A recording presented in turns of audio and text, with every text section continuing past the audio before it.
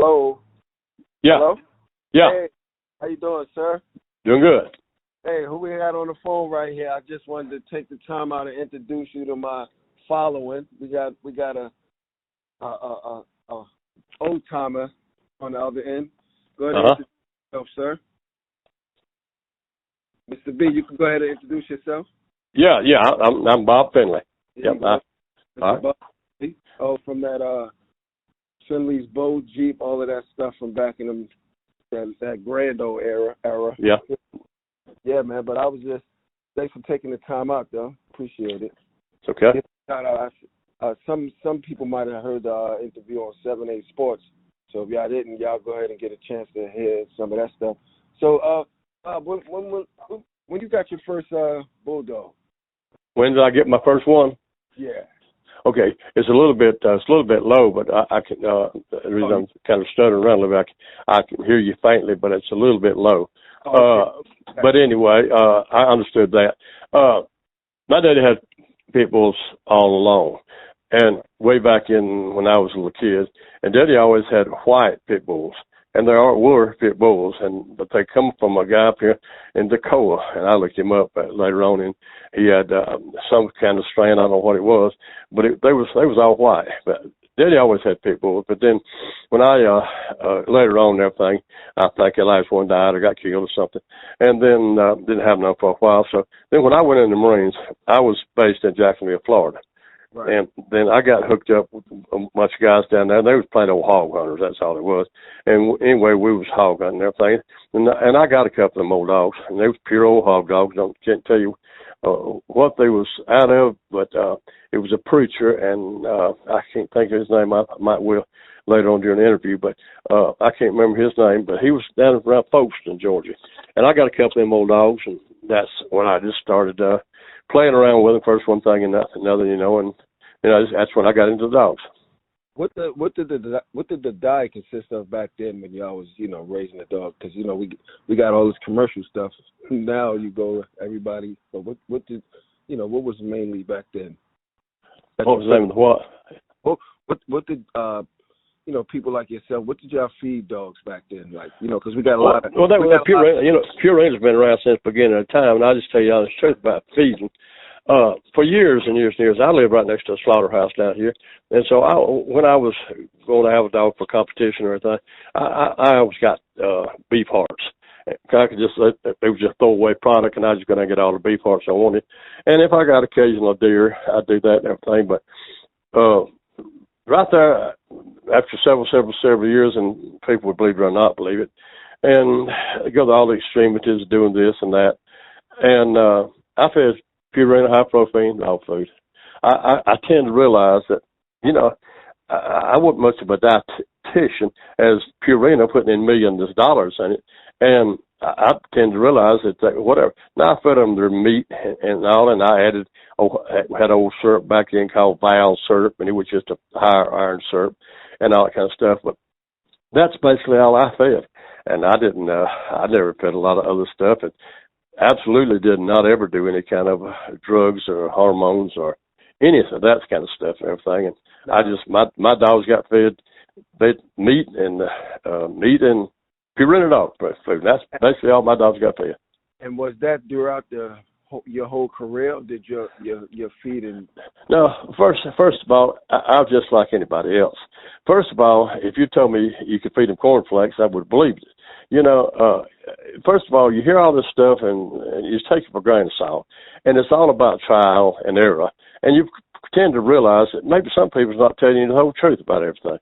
And so, but just plain old common sense would tell you that the good diet was the meat and the special high protein dog food and stuff. But you can't feed them that stuff all the time because it's too hard on the kidneys. So you take a pure old sled dog, and he's fed probably nothing but fish, But all these different kind of dogs are different, depending on what you're using them for. But basically, that's what I fed, beef hearts and high protein dog food. The whole time I ever had a dog was matched dogs or anything else. How important is like because you see a lot of yards today. People put their yards post, and as far as cleanliness, how important is that for a dog man to have on, a clean yard, everything? Well, it's just like anything else. You can have a junk yard or you can have a clean yard.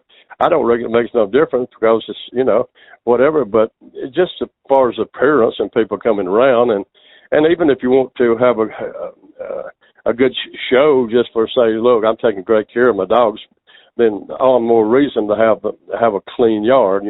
I don't take a whole lot to go out there and clean it up.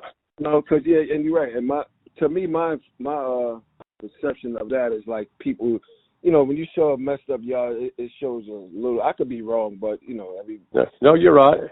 Yeah.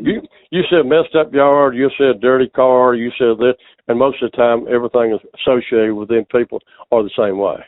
Right. And if it don't take care of the yard and the car and their house and everything else goes along with it, and their family goes around just dirty and nasty as heck, chances are the dogs are getting the same treatment. Exactly. So let's get to the good stuff. We already know about Bo. All right. I just wanted to talk about this Mike dog that I wasn't too familiar. I don't know how many of my followers might be familiar with Mike, but let's talk about Mike. You talking about Mike out of Little Mate the Jeep? Right. The Little Mate the Jeep that we. I just want to tell you, when I go to talk about Mike, it's just like me and James both. Here's the time I just have to duck my head in embarrassment and say, Bob, you're doing a stupid thing. Me and James used to talk a lot. I got Mike, and he was a barnstormer. I mean, from the time he was little, he was a barnstormer. James used to always say that Mike was the best one in the litter. Now, very, very early, I started going to James and taking Mike with me, and he was really, really impressed with it. So he wasn't but about 16 months old. And Rex Bird is a good friend of mine, and me and Rex Bird have talked before. Now, I made this statement to Rex. I said, Rex, me and you have learned more good dogs than most people ever owned. So me and James, at about 16, 18 months old, we decided that we were going to start Mike's career. So above all the things we could have got on, we got on like a 4-time winner. He was an old dog, and he was unstoppable. And Mike was a puppy. And so it went on and went on and went on and went on, and the puppies started coming out in Mike. Then finally we seen him. We didn't have a prayer, so we picked him up. And James took him back, and I think James bred him some more, do this with him, that with him, everything. Now, I don't remember what happened to Mike. But just make a long story short, B. Sparks always said if a dog was good at 2-year-old, he'd be better at 2.5. So me and James Crenshaw, I consider James the best dog man in the world. We made one stupid mistake with Mike, and it was a mistake.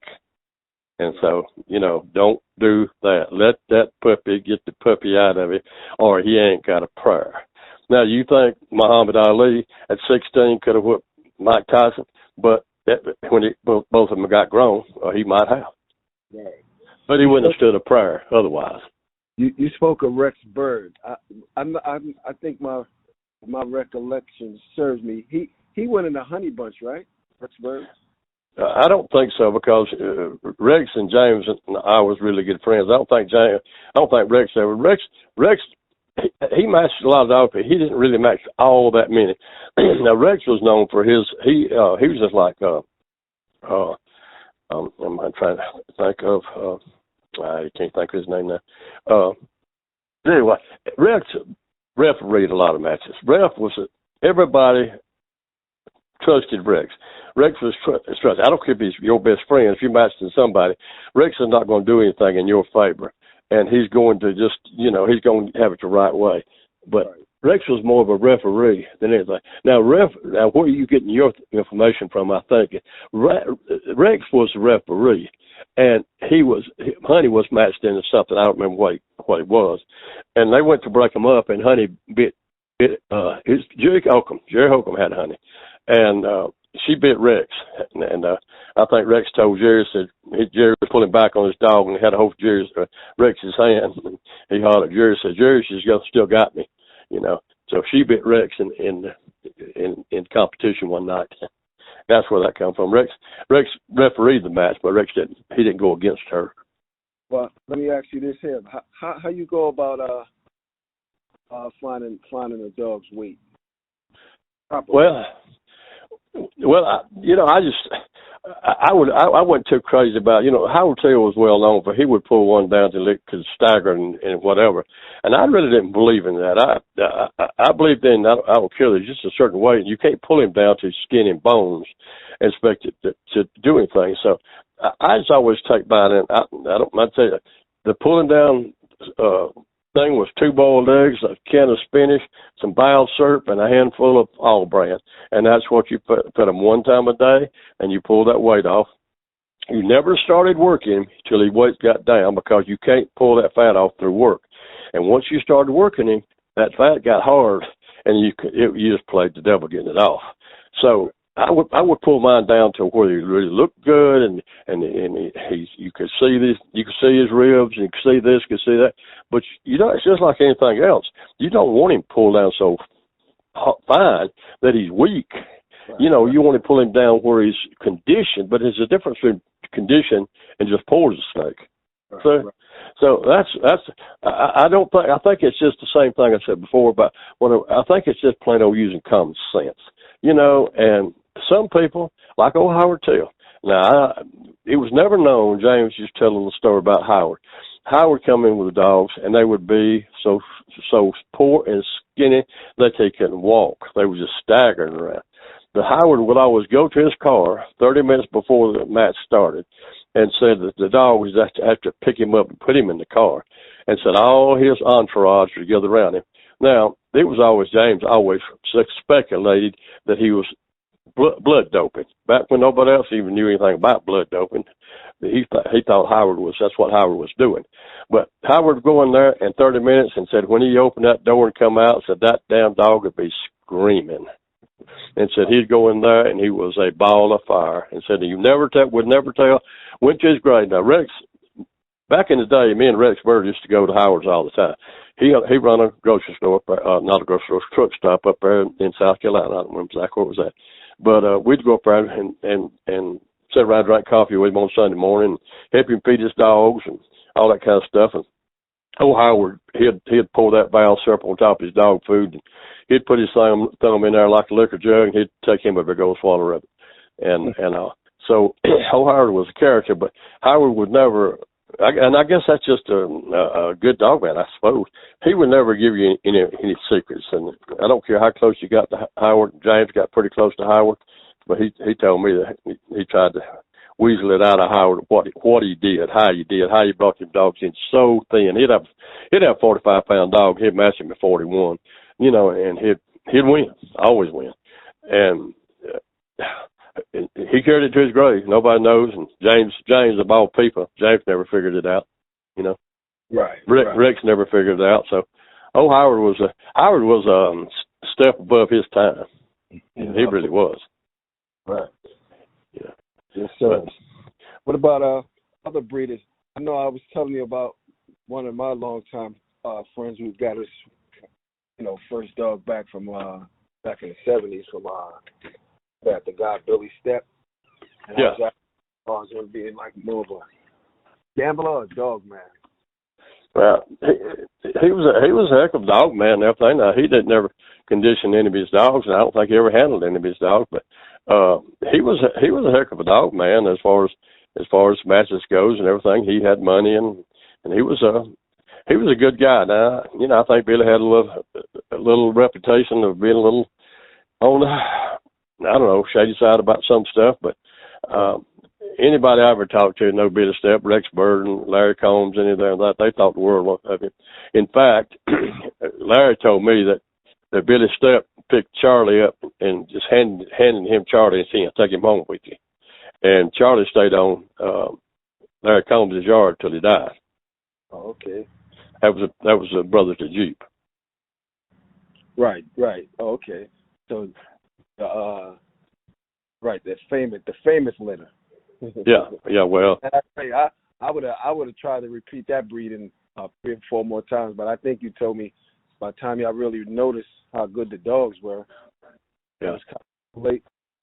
Well, I don't know exactly what it was or how it was, but that's just basically what went on. By the time you know anything, I guess a good 3 years, actually. Every time you set them down and see what they're going to do. But, at a year old, we could always see.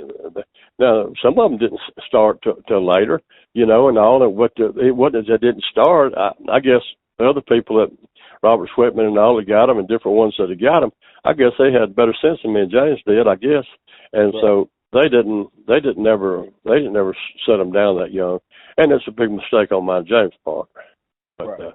That was the only thing about it. By the time we realized what it was, it's just 3 years done gone down the line. Bo, by that time, he was getting on patrol like just 5 or 6 year old.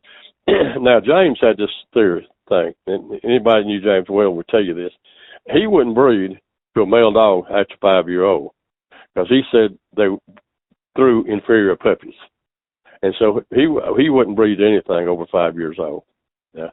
Other people have told me, James told me that too. So now that might have been the reason too. I just don't remember what the exact reason was, but, and I'm going to tell you another thing.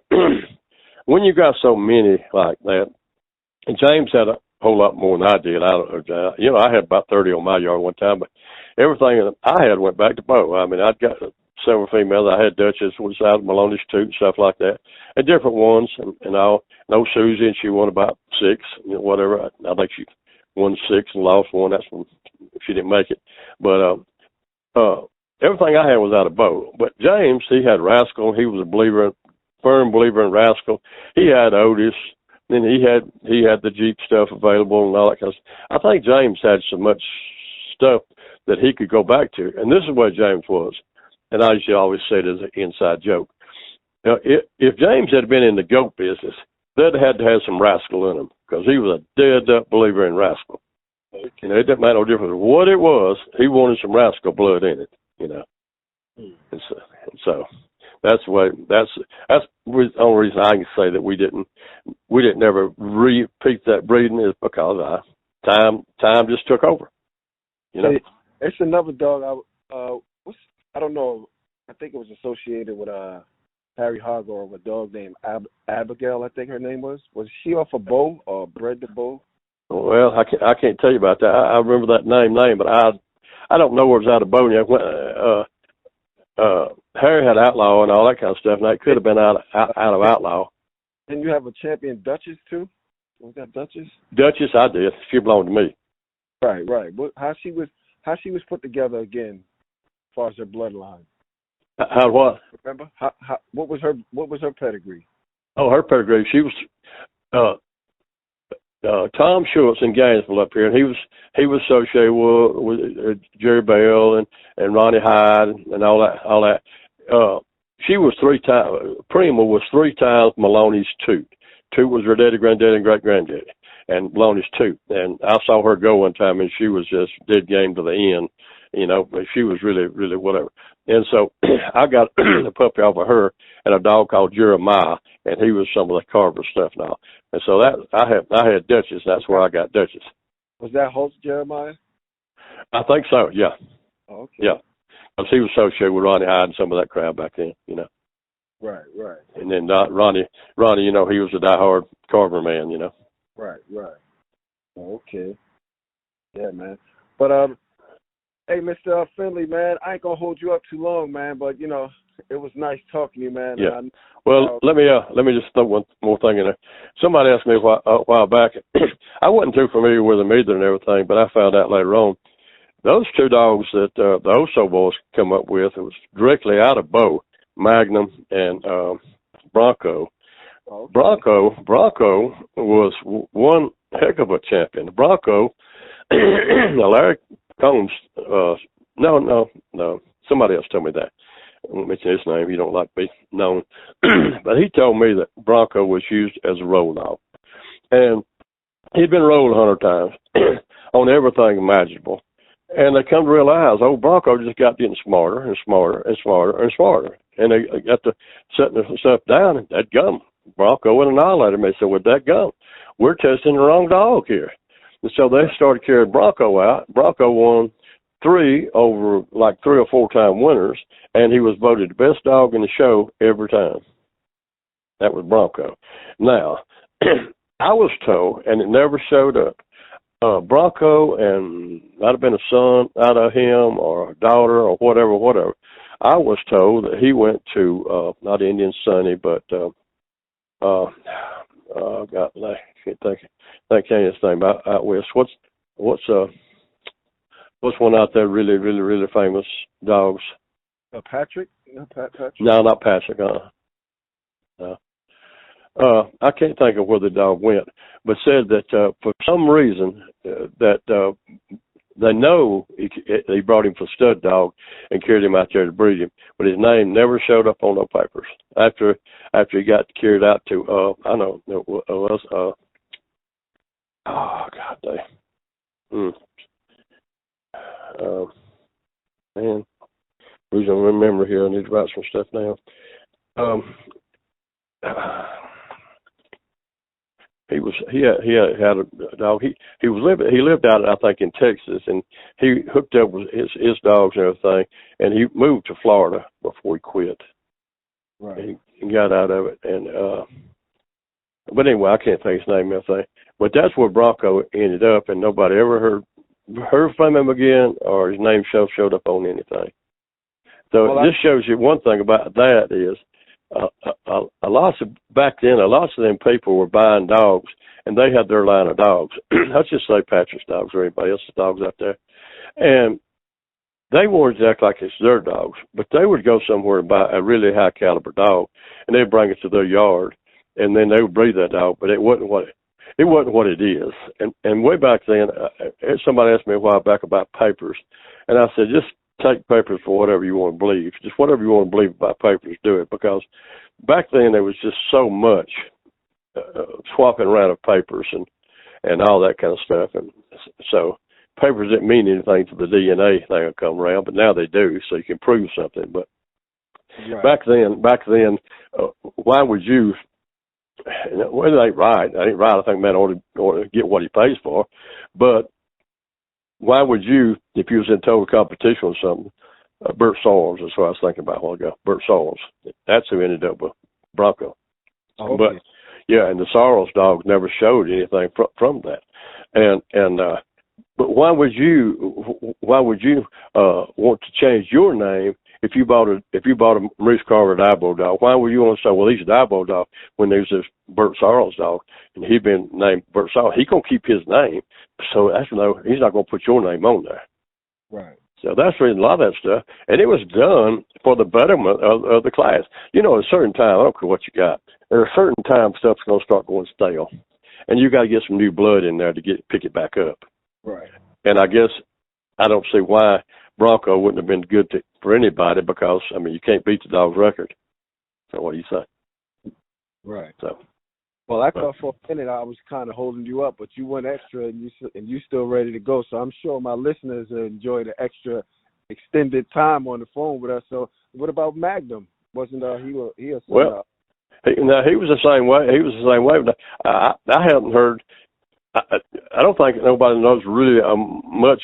He was a champion. He's supposed to be one heck of a pit dog. But as far as his offsprings, I don't know why it didn't get out. I don't know.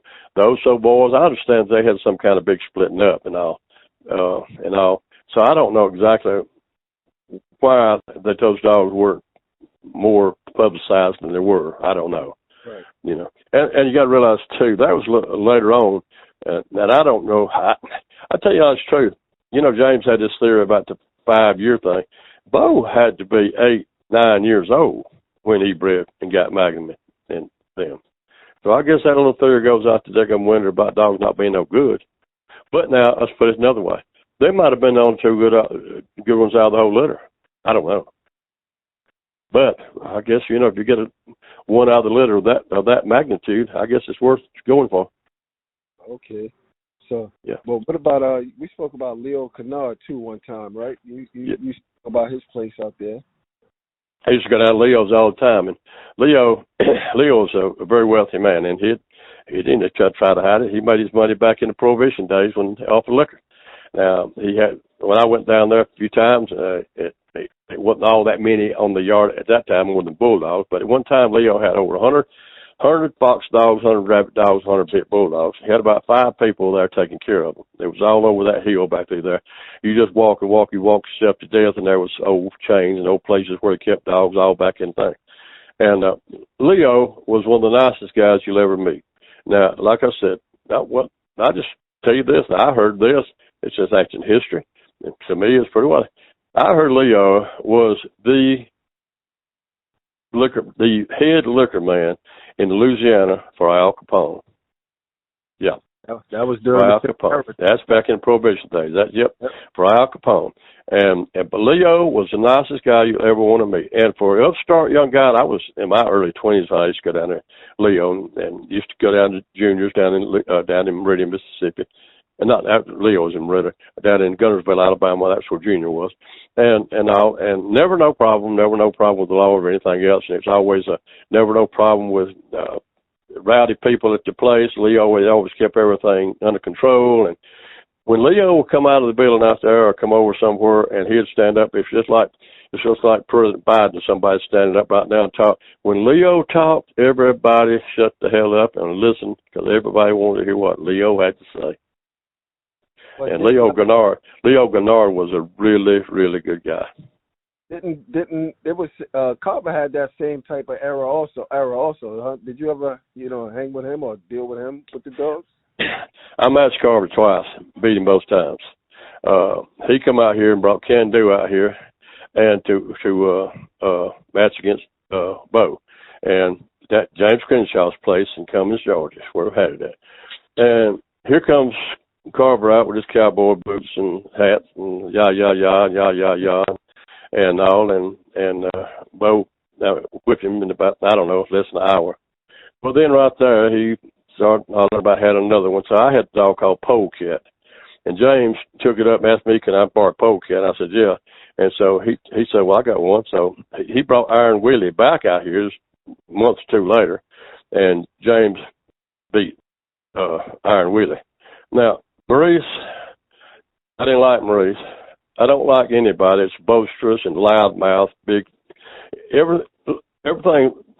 Carver was telling these tales. You know it's a daggum lie, but he'd tell the tales and everybody sat there and listened to a bald-faced lie.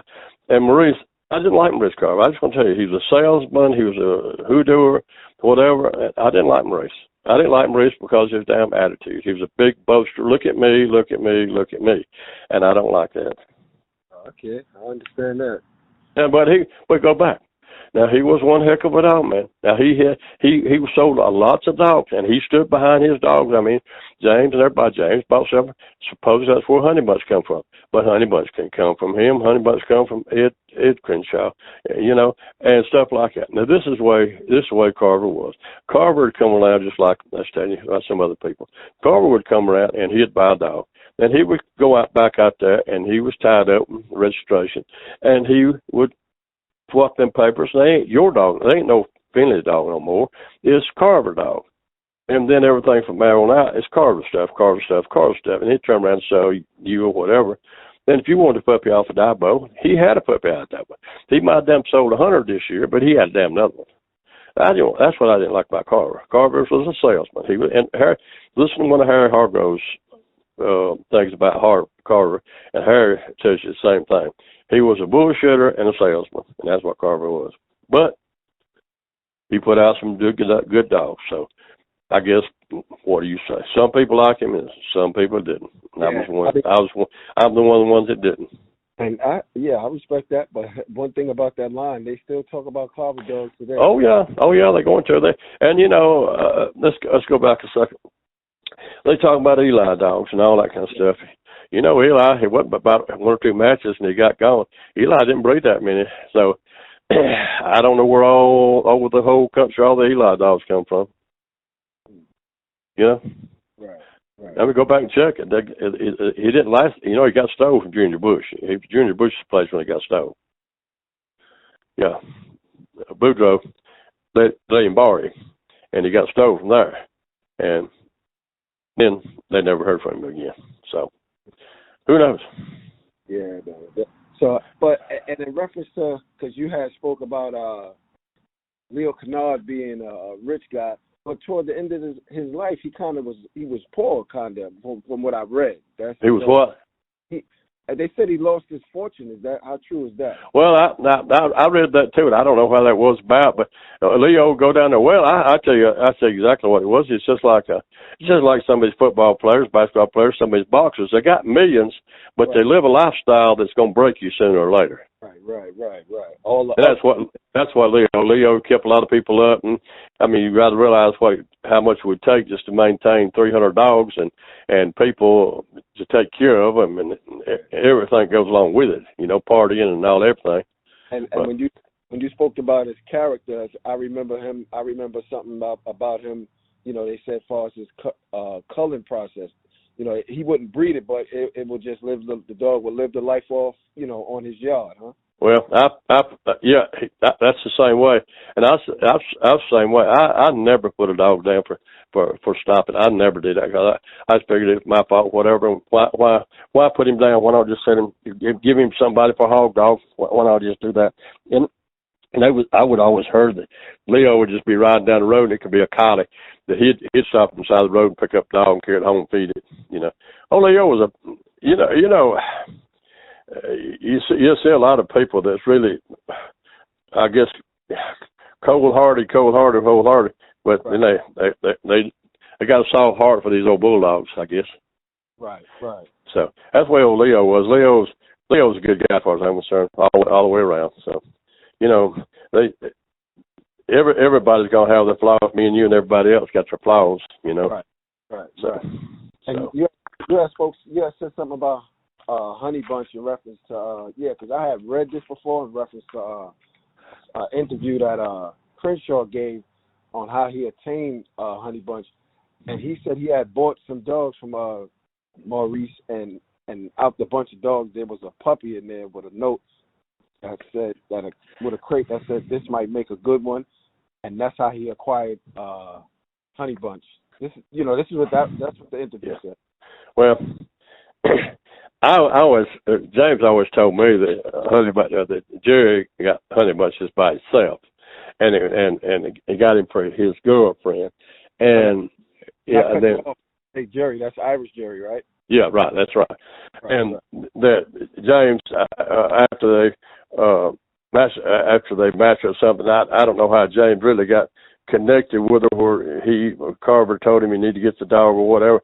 See, there's a story. It was that story you said about when Bully's son quit, and there's a big story behind that. He didn't really quit.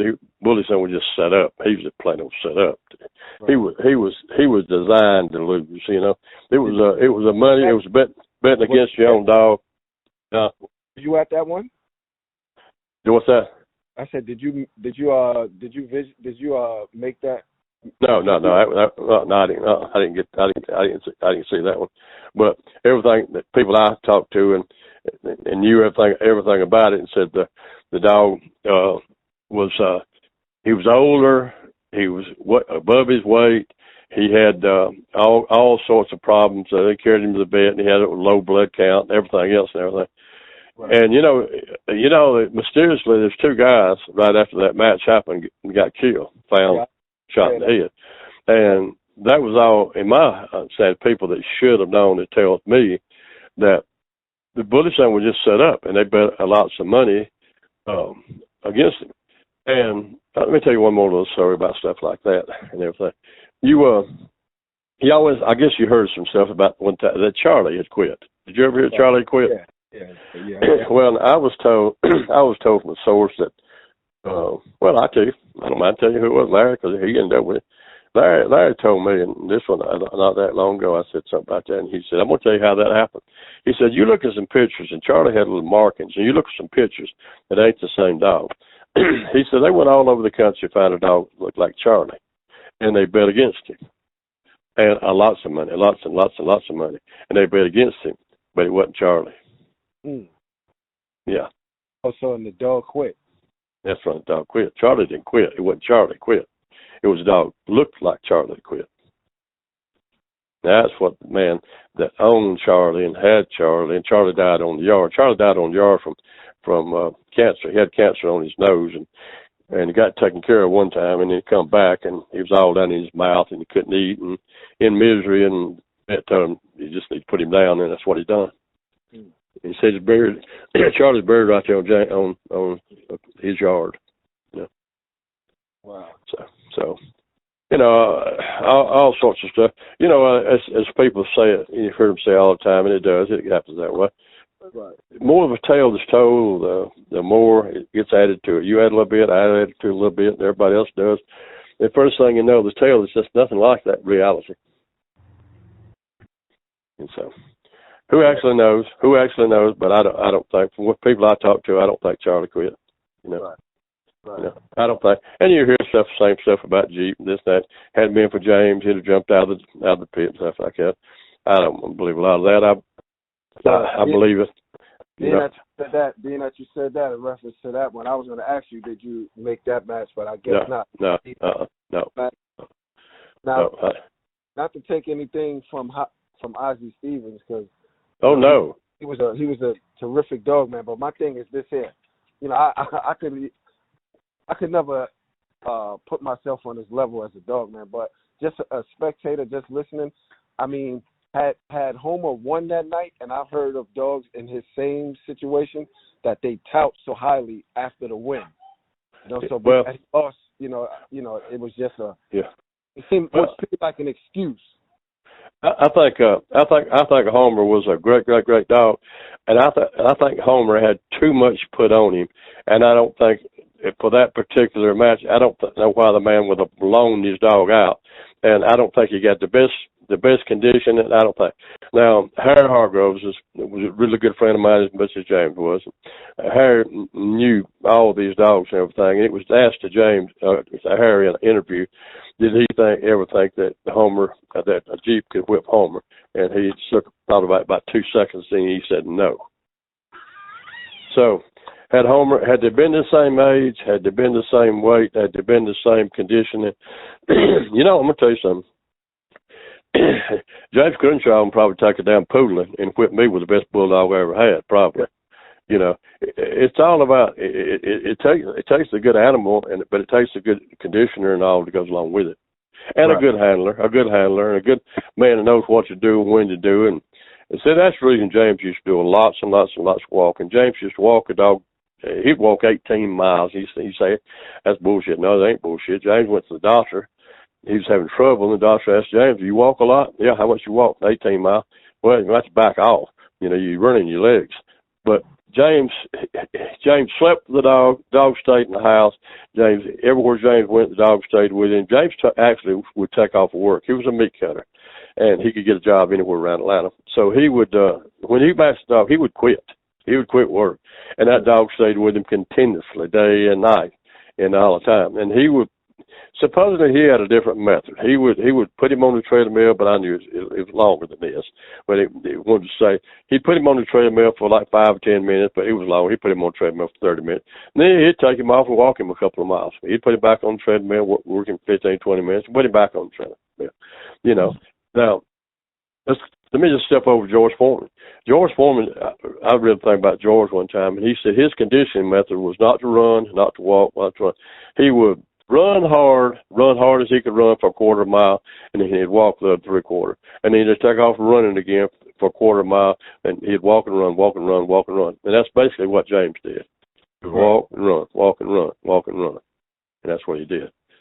And, you know, of course, I went well over 2 hours before, too. But James could take a dog, and if you wasn't ready to go 2 hours, 3 hours, you wasn't going to whip James. And, you know, it's just like anything else. If you ain't got the stamina and you're going to give out, you can be the world's best, but if you give out, you ain't going to win. Speaking of stamina and giving out, right? Another thing. Go ahead, but you was going to add something? No, I was just going to say, yeah, I think stamina is the main attribute the dog can have. He can have a hard bite and everything, but you got to realize now, it's just like you or me. when you may have a heck of a lick, but about 20 or 30 licks, and now you ain't hit but half as hard as you used to. So he may be able to bite, but when he gets so tired he can't hold his head up, he's not going to bite so hard. Now, so you got to have that stamina. It's got to be there.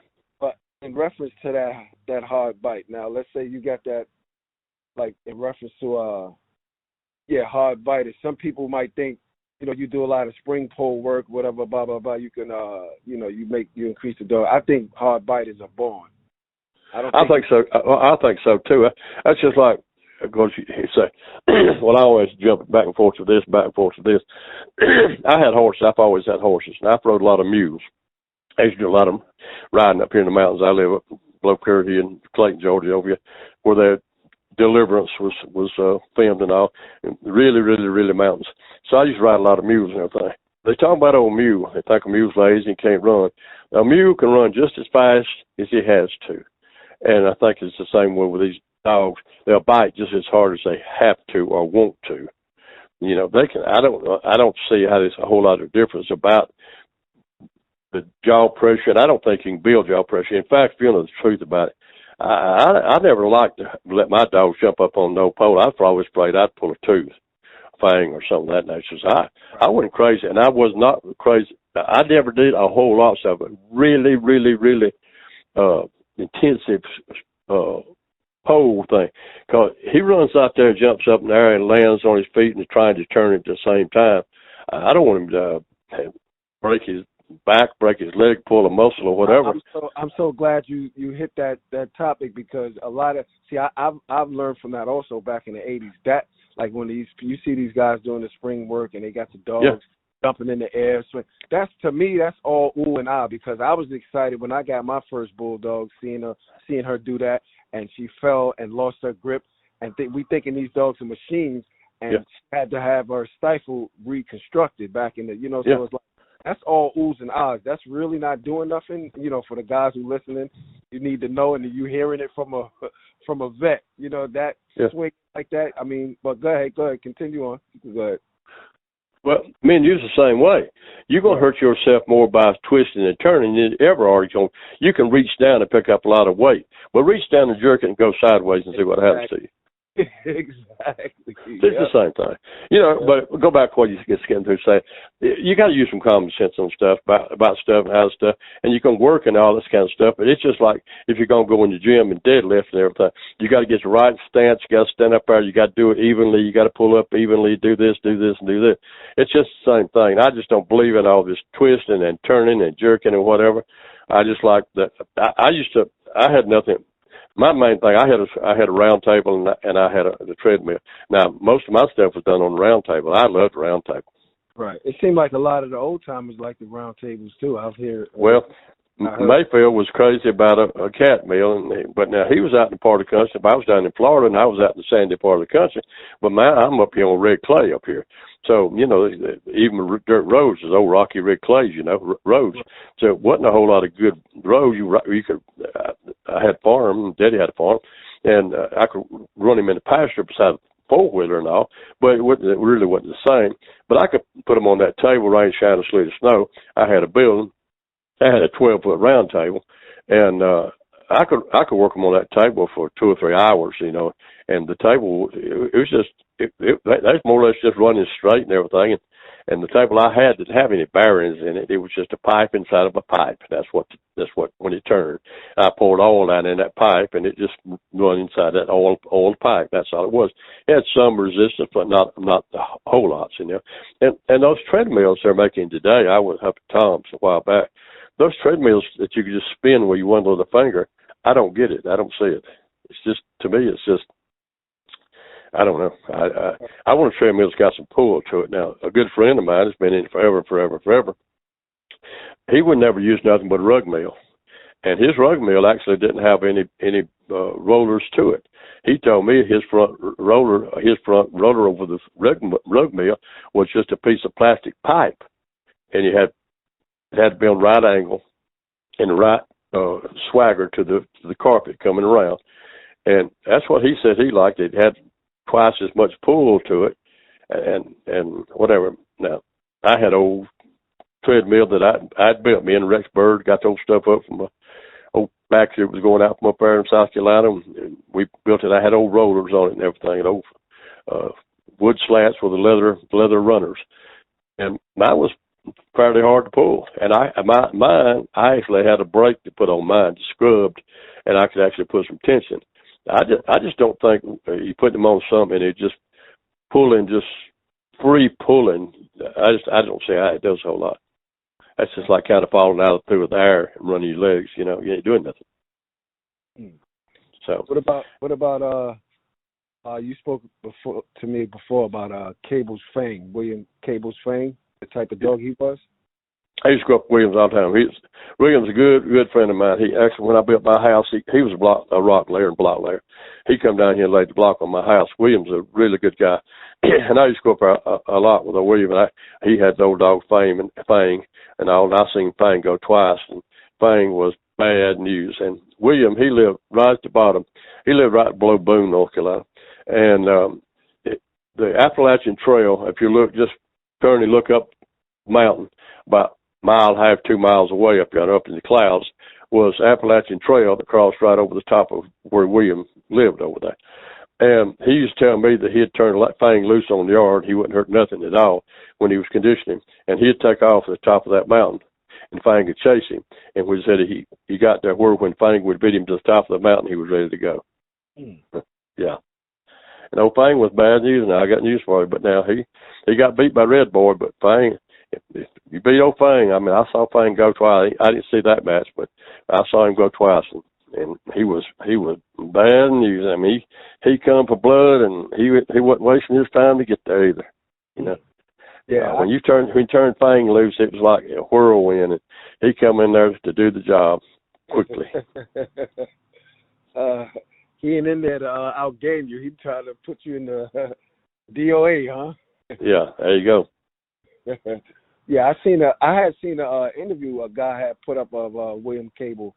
I mean, he spoke about the Red Boy match. Like, yeah. I think he's still alive. He said, well, I think I read because he thought Fang was rubbed or something because he wouldn't take hold or something. Well, who knows? Who knows? There's a lot of stuff like that went on back then. I mean, I had different people, prominent people, tell me the same thing at some point in time. The dog I know just was a good, just would not perform like he had been doing it before. Right. William, I don't know. You think William's still alive? Yeah, I don't know. I think about 2 years ago. I got the video. I'm gonna send you his video when I get a chance. Well, if you don't mind, do it. I tried to call William a while back. It's been 5 years ago, I guess. And at that time, he couldn't hear. And I'd been meaning to go up there. It's about 5.5 hour drive up there, and I didn't know whether he was still alive or not. And Rick said he didn't know. He didn't talk to him. I think they all had a falling out. Something about a dog or whatever. I don't remember what it was exactly. Well, I do remember what it was, but I won't say nothing. But right. Something about a dog. And so they had to keep up with William, It was before him and Lester was dear enemies, but then they got to be best of friends. So I don't know exactly what went on, but Lester, the people that I know around, was that? No, when you said best of enemies, when you said Lester, was that? Were you Lester, yeah.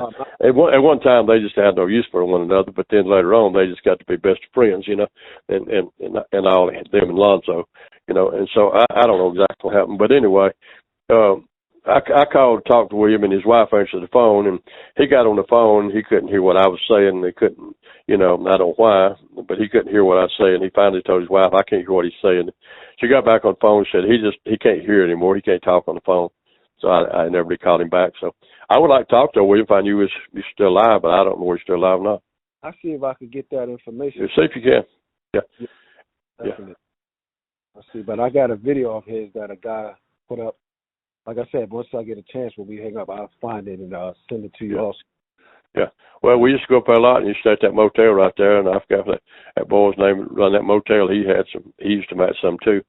And we stayed at that motel all the time, and Williams at one time had a big trout farm. He's raised trout. Yeah.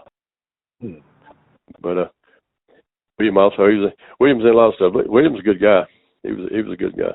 Right. So what about as far as him being a competitor? He was a real tough competitor back in them days. Who was that, William? Yeah, was he a tough competitor? Oh yeah. He had. It wasn't just Fang. He had lots of good dogs of the same thing. And I was trying to get in my head who Fang. Fang had another brother was I can't think of who it was. It was really a top notch dog. Was brother to Fang, and I can't remember which one it was now. But yeah, William had a lot. He had a lot of good dogs back then, and we was always around, and he was always at Lester's, when they have matches and stuff. So, right. But I don't know how many now. But he matched a lot of good dogs. Well, I know it was real rare as far as interviews, back in the days. I never read nothing from you directly. The first time I heard something from you was 7A Sports. So I see you didn't get on their channel. I'm 76 now, and when I got caught 4 times, and I had a concrete business. I had a concrete business all my life. My sons are still doing it, and so it's one thing I was supposed to go to jail, and so you got to choose priorities. And when I got out of it, I just really got out of it, and I didn't go back in it for a long time. First one thing, another, but the last few years and stuff, I've just kind of reached out, especially after James died and everything. I've just reached out. It's nice to enjoy it. So I talk to Gary Helmans all the time. A week goes by that Danny Burton don't call me 2 or 3 times, and just last night, different ones called me, and I was talking to Floyd before you got to where he couldn't talk, and people all down in Louisiana, and Danny Rodriguez from Miami, and I talk to people all over this country. I'm pretty sure you're aware of the recent passing of Ronnie Duhan. Yeah. Mm-hmm. In fact, somebody sent me a picture of him last night. They knew him really, really, really well. Talking about it's a good fellow and all. And in fact, they sent me a picture last night of him and Danny Burton, and Danny's girlfriend, and another her name's Christy. She has something to do with Tom's papers, the papers that on dogs that Tom puts out. I don't know exactly. She was at Tom Garner's thing and everything, but that's who that was, Christy somebody. But Roddy. And I talked to Jerry Bean. He's a nice guy you'd ever want to meet. And what's that? Jerry, Irish Jerry? No, Jerry Bean. He lives in Arkansas. Oh, Jerry Bean. Yeah, Jerry was the same as Danny. Said, in my opinion, if anybody's ever going to do a book, because I understand, Danny don't say a whole lot to me. Yeah, we talk and all, and I've never just straight out asked him, well, how's your health? Are you whatever? He said, how are you doing? I'm doing okay, And so I don't push him about, well, I heard you wasn't so okay. But, had a stroke, and I was talking. I called the night, and his girlfriend picked up the phone. And she said, "Well, he's asleep, and something about it. He wanted me to ask you something if you called or whatever." And so she did. And she said, "Well, he's awake now." And when he was out there at that thing, a friend of mine told me out there that he would just be sitting over there and he needed to go to sleep. So I talked to Danny, like I said, I guess it was last week or whatever, and him got to talking about making an interview. And I said, well, Danny, you are the man that somebody needs to make the interview or this or whatever out of, because I don't know what people realize or not, but Danny was at 16, 18-year-old, he was going to Earl Tudor's and feeding the dogs and helping Earl Tudor's and people like that. So was Jerry Bean, was a good friend to Earl Tudor's. And Danny knew, Danny conditioned and worked dogs for everybody, for Jim Stinson and for Mayfield and for everybody. So if anybody going to do an interview on somebody that is the man, has been there and whatever, this Danny Burton. Yeah, I heard Mayfield speak highly of him before too. Oh yeah, he is the man. I spoke to him about that, and he said, "Well, my girlfriend's going to she's going to do a book about me. But here's the thing. She don't know the questions to ask. Right. She don't know what to ask and what to ask. And I think if Danny was asked the correct questions, it might pop his memory to answer these questions like whatever. But if you don't ask the questions, you're not going to get the answers. Right, right. And just like you said, some people don't know how to do that. No. Some people don't know how to do that. I mean, it's not just a yes or no answer or something. It's in your opinion, this, that, and this. But a lot of people don't know how to give an interview. If you're not a good interview man, you're not going to get a good interview. I mean, if it's just a yes or a no, but when you ask me a question or I ask you a question. Not cutting you off, I'm throwing my hat in there now if you can make that happen. Well, I was just one step from saying this next little part of my thank you. Danny is the nicest guy in the world to me. Now, Danny, you mentioned things to Danny, and Danny talks pretty rough sometimes. And Danny was a pretty rough guy. And if you ever see his pictures, Danny made Mike Tyson look like a pussycat. You know what? Now that you said that, it just because I'm so much of a student on like reading literature over the years. Yeah. I have the dog man that said this, but they was interviewing him, and he said something about the first time he met Danny Burton. Yeah. And first thing he noticed about him was part of his finger was missing, but yeah. When he grabbed his hand and gave him a shake, his hand felt like a bear's paw. Yeah. Well, in fact, I asked him the other day, obviously he ain't lost a whole lot of weight, because they tell him what he did was.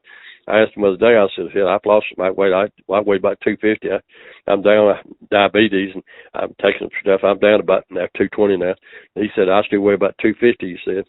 So he probably weighed 300 in his prime and everything. But Danny, I was always saying, Danny was I'll say a little bit of a troublemaker. Danny liked to fight, you know. He was just like the Bulldogs. He liked to fight too. So he would go to places, and it was the same way with Don Maloney. He said everywhere Don went, there was going to be a fight, you know. Wasn't Don Maloney killed by his wife's lover or something like that? Yeah, he supposedly him and his wife were separated, and she was going out with somebody. So he goes over to their house, and he comes charging in, and boom, he gets killed. Wow. You know, it don't take 2 pounds to pull the trigger. And, you may be the baddest karate guy in the world, but some little old punky guy is going to kill the hell out of you. You don't watch it. Right. Makes sense. Yeah. Makes sense. You know, there's two kind of people you need to be scared of, and that's a scared man and an old man. Scared man is going to kill you because he's scared, and the old man is going to kill you because you can't go up against an 80-year-old man, can't go up against a 20-year-old. He's just going to kill the hell out of you. But if you won't get killed, jump on the old man. Think I'm going to push this old man over. He's going to pull a 38 out and blow your brains for it. That's one to grow on. That's it. I tell my grandson, he always tell me, he going to push my wheelchair out in the street. Yeah, I said, oh, you going to attack a man in a wheelchair? I said, yeah. I said, as long as this trigger finger works, you're going to have a problem. There you go. Spin me around where I can shoot. There you go. That's it. You know. Yeah. But, hey, man, Mr. Finley, man, I really appreciate you stopping by and giving my followers an insight through your eyes on what you knew and was a part of during them times. Really appreciate it. And this is not to steer nobody into dogfighting. This is just an hysterical interview. Well, everything we talked about was a misdemeanor at the time, and and now even Georgia has passed a new law which is going to make it much more stricter. You can go out and kill somebody, and you might get 3 years out of it. But now they have passed a new law. If you even participate in any which way whatsoever, if you're just a standby person, you're gonna get charged, and it's a minimum of 5, a maximum of 20 years. You're gonna lose everything. You're gonna compensate your house, your car, everything. So I think what's gonna happen if people don't really, really watch out, and people don't step back from some of this stuff and let the humane society cool off, it's gonna be just like AR-15s. You're gonna have to register your pit bulls, and if you got over 3 or 4, then they're gonna classify you as a dog fighter. And then they're going to beat your property all the time. And like you said, you're going to have clean waters, clean food. You don't need that kind of crap. And that's what's going to happen. Yeah. I don't know where Dade County still is, but at one time Dade County had outlawed them. And I think 2 or 3 more people, somebody told me something about California, had outlawed them. And don't watch what you're doing. They're going to get outlawed, So I'm just like,